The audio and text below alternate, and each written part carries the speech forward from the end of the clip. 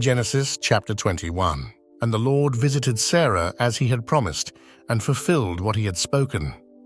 And she conceived and bore a son in her old age, at the time that God had foretold her.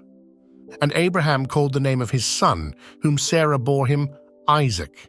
And he circumcised him the 8th day, as God had commanded him, when he was 100 years old, for at this age of his father was Isaac born.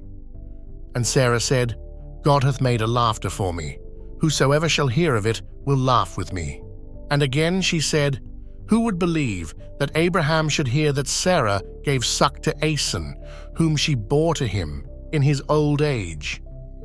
And the child grew and was weaned, and Abraham made a great feast on the day of his weaning. And when Sarah had seen the son of Hagar, the Egyptian, playing with Isaac, her son, she said to Abraham, Cast out this bondwoman and her son, for the son of the bondwoman shall not be heir with my son Isaac. Abraham took this grievously for his son. And God said to him, Let it not seem grievous to thee for the boy, and for thy bondwoman.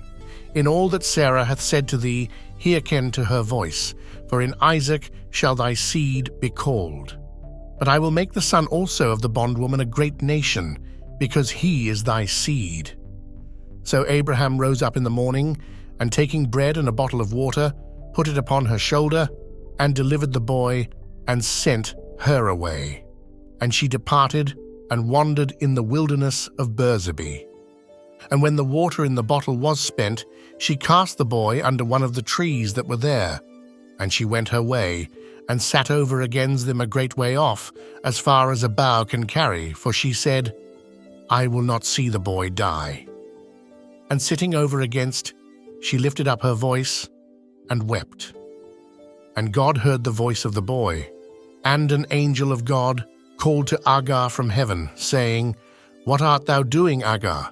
Fear not, for God hath heard the voice of the boy from the place wherein he is. Arise, take up the boy, and hold him by the hand, for I will make him a great nation. And God opened her eyes, and she saw oil of water, and went and filled the bottle, and gave the boy to drink.